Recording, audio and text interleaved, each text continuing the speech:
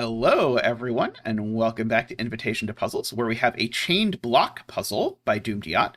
I definitely need to read the rules to this one, because I don't think I've ever done one of these before, although it's possible I have, and that I did a dumediat puzzle in the series before, but I have not done many. Okay, so we need to shade cells on the board to form blocks of any shape. So the blocks aren't like rectangles, I'm guessing is what it's saying. Each block must contain exactly one number or a question mark, so Nurikabe style. A number indicates the size of the block that contains it. Diagonally adjacent blocks form a chain. A chain cannot contain two identically shaped blocks, counting rotations and reflections as the same. Oh, interesting.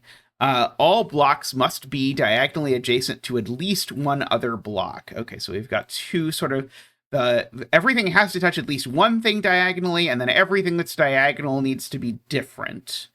Okay, so we have sort of here, no, you can't do this. Like, pencil puzzle genres are pretty split on whether or not you can put two clues in the same region, but this one, exactly one clue. So you can't put 0 and you can't put 2, which is the strongest possible requirement.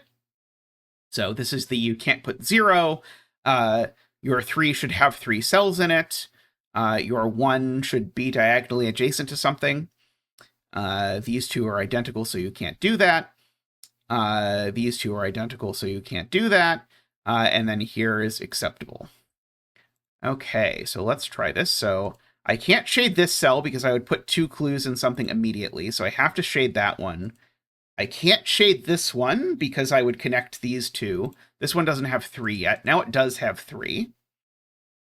And so now this 3 doesn't have that shape, and there's only one more shape a 3 can have, which is that one. A 2 actually only ever possibly has one shape, which is a domino, so I can never have this 2 come down here, because then it will diagonally touch a 2 of the same shape. So we can actually do that. In all of these puzzles, 2s have this property that they either extend... Once you've sort of got them in a corner like this, it either extends like this or like this. And the commonality is this is always green. Because if this were shaded, this 2 would always have at least 3 cells. We could do a little chasing around the outside, like this 6 and 3. Those have to stay separate. These 2 3s have to stay separate. Forces this 3 over here. I see that this cell can't be shaded because if it was, this 3 would end up having the same shape and would be in the same block as it. Oops. Maybe I don't have to get that advanced. I'll wait on doing that until I've decided I don't know anything else. This 2 needs to have a diagonally adjacent block, so that's always going to be part of a block.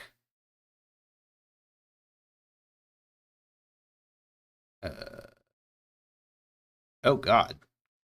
If I've done this correctly, the block it's part of is going to have to be the question mark, because it can't join with any of these 3s,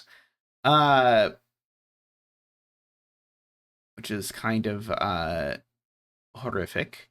Okay, but it does get me that this 3 has to take this cell always, because if it didn't, the 3 would of necessity claim this black cell.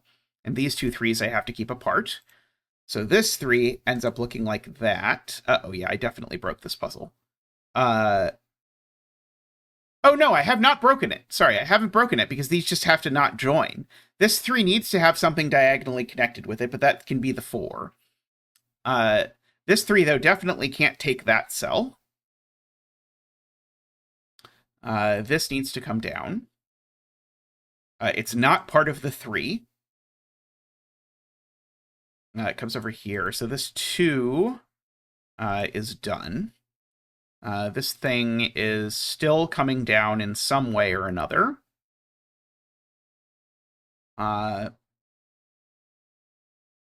Because this 4 can never take this cell or this cell, this 4 always takes this cell. If I try to make the 4 not take this cell, it's going to crash into the 2. Okay, so 4 and 3 are different numbers. So we can extend this 3 down here. Okay, so this 3 now looks like that.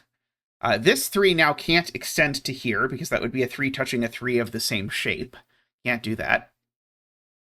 This cell, we need to keep the 4 and the 2 apart. This chain already has a domino in it, so that's not part of a domino. This question mark we know has to get out because it has to connect to that eventually.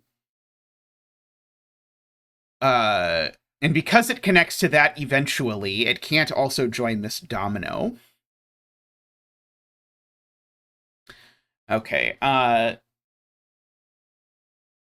it can't take that domino either, because again, it needs to connect to this thing.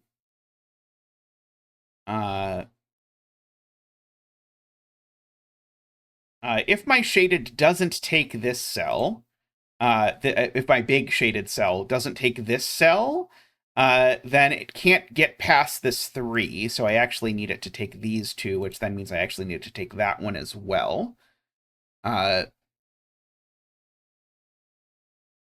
This 3 can never actually take this cell, and it can't take that cell, so it gets at most 1 up, so it always goes 1 down. 3 and 6 are different numbers, so that actually pushes the 3 back up, so it actually goes sort of as far up as it can. Again, this already has a 2 in it, so it can't have another one.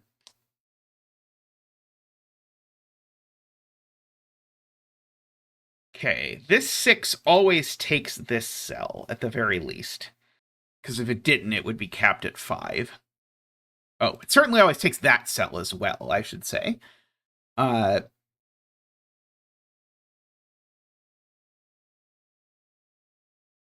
Let's see.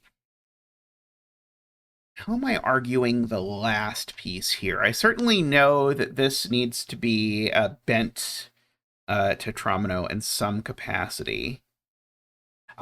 So that's the point. This big shape already touches a bent triomino. This is a bent triomino, so that doesn't go in. This can come here and here just by connectedness.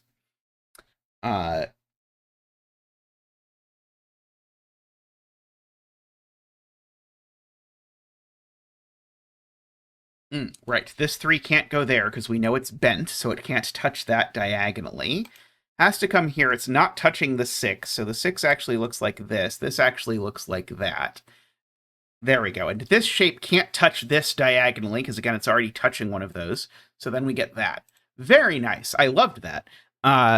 I don't think I have done one of these before, but I enjoyed it, and I would happily do another one in the future. So thank you, dumediat, as always, for supporting the series. Let me know if you enjoyed this down in the comments. I always enjoy new pencil puzzle genres, and I appreciate dumediat's unending journey to expose me to every pencil puzzle genre on Earth. So thank you. Have a great day. Bye for now.